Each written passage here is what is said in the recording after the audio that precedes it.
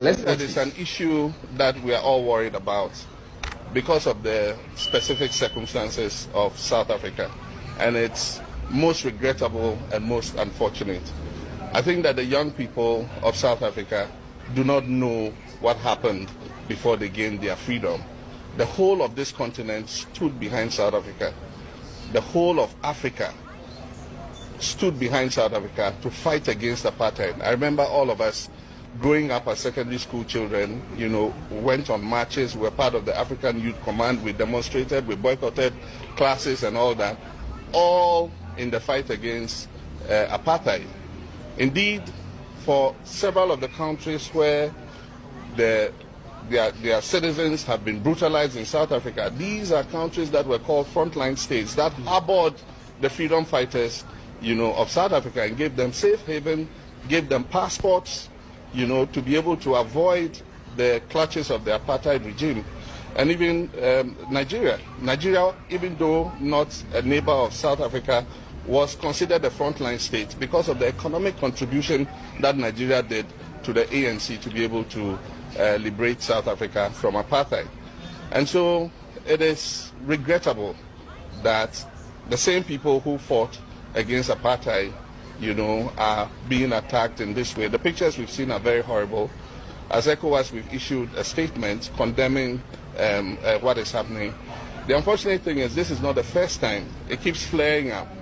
And so while we're condemning this incident, we must work with the South African government to ensure that this doesn't happen again. A video of Robert Mugabe distancing himself from the ANC's struggle for liberation has made rounds on TikTok among South Africans. And many are using this video to say Robert Mugabe refused to help South Africans in their fight for liberation. But the question is this true? Let's watch the video. To take up arms against South Africa is the right and obligation of the people of South Africa to correct their own grievances their own way. We can only assist by giving them political and diplomatic support. So you're saying then that you don't see yourself in Zimbabwe as being a frontline state, as for example Mr. Michel in Mozambique was to Rhodesia? Of course we are not a frontline state. The struggle in South Africa is a national struggle for South Africans, and not one we should regard as Zimbabweans as our own concern. You will not support an armed struggle in Zambia? No, we will not. In the video, you can clearly hear Robert Mugabe distancing himself from the struggle for liberation of South Africa by the ANC. Why was he distancing himself?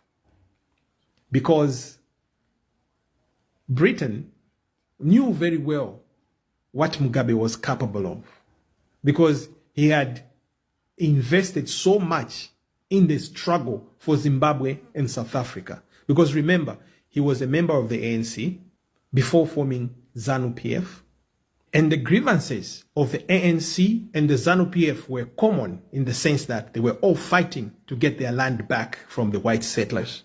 He fought side by side with the South Africans to liberate Zimbabwe and South Africa. The British were worried that now that Mugabe has the state machinery at his disposal, because he's now the president of Zimbabwe, he has the army of Zimbabwe, he's the commander-in-chief now. He has the whole country, the territory, and all the might of the Zimbabwean people behind him. What is he going to do now? So they were very worried. And remember, the land in Zimbabwe and South Africa was still in the hands of the white people. So Mugabe and ANC leaders agreed that it was going to be premature for Zimbabwe to press on for their land before South Africa was free. Do you hear that? The leadership in Zimbabwe and the leadership of the ANC agreed that it was going to be premature for Zimbabwe to press for their land back to the people after their independence in 1980, before the freedom comes to South Africa and Mandela is released from prison. And they agreed that Mugabe is going to wait. And Mugabe was selfless enough to wait. This is why when he was being asked about his support to the armed struggle of the liberation of South Africa, he said he's not part of it. Because remember, these BBC, CNN are all spies. They spy for their governments. And when they ask these questions, their government leaders are watching and they are looking out for the answers. And they'll be making decisions based on these answers. And Mugabe was smart enough to know. The truth is, he was part of it. Because he continued sending help in form of military, in form of financial to the ANC and the Mkondo Sizwe, the armed wing. The important thing for Mugabe here was that Mandela had to be freed from prison and South Africa had to be liberated before he resumes his fight for his people's land. Let me point out here that every human being has his weaknesses. And Mugabe made so many mistakes. But this video is about Mugabe's Pan-Africanism. Now, I want you to listen to what Malema said here at the Mugabe Memorial. To get your freedom. Because had Mugabe take the land immediately, it would have caused a serious problem to a point where South Africa will not be liberated. They were a frontline state. They gave us a passage. They accommodated us. We stayed in their homes. They gave us food. They gave us shelter. They never called us names. Here, Malema is clearly saying Zimbabwe, after independence, did not start to claim their land because they knew if they do, they are going to jeopardize the freedom of South Africa, the liberation of South Africa. So they had to wait until South Africa is liberated. And this is the very reason why Mugabe launched the taking back of the land in 1997. After South Africa was free, it was time. So this is the story about this video where you hear this clip. And people are saying all kinds of things to say, no, Mugabe disowned the struggle and stuff like that. It's absolutely not true. Mugabe said the things he said for the sake of you South Africans to be free today. I know there's the atmosphere of the hate between Zimbabweans and South Africans because of the situation of the Zimbabweans flocking to South Africa.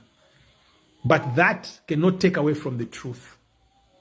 And the truth is, Mugabe was not acting in self-interest. He was acting in the interest of the entire South Africa.